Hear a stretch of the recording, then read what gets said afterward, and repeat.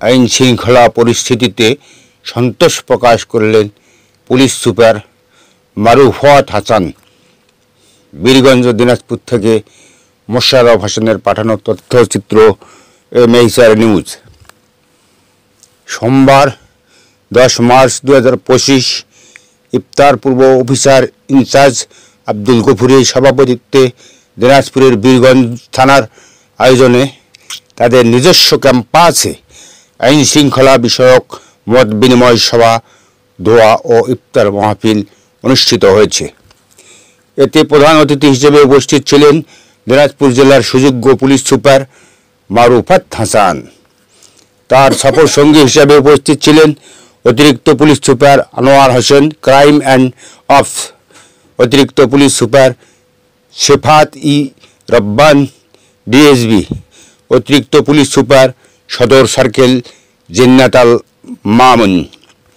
সম্মানিত প্রধান অতিথি মত বিনিময় সভা ও ইফতারের পূর্বে থানা অফিস, পুলিশ ব্যারাক সহ অন্যান্য স্থাপনা ঘুরে দেখেন ও পরিদর্শন করেন।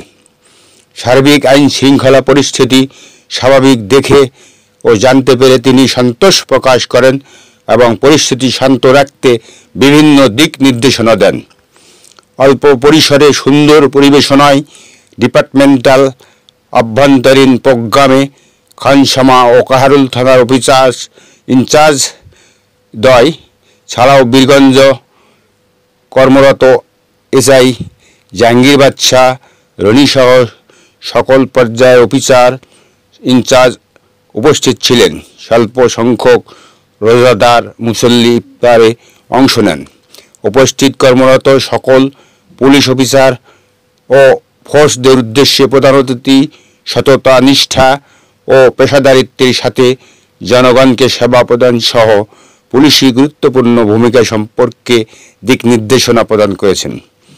অনুষ্ঠান পরিকল্পনা ও সার্বিক তত্ত্বাবধান করেন এএসআই সিরাজুল আওলাদ সুমন সহ অন্যান্যরা। দোয়া ও বিশেষ মুনাজাত পরিচালনা করেন থানা জামে মসজিদের পেশ ইমাম। এমএইচআর নিউজ।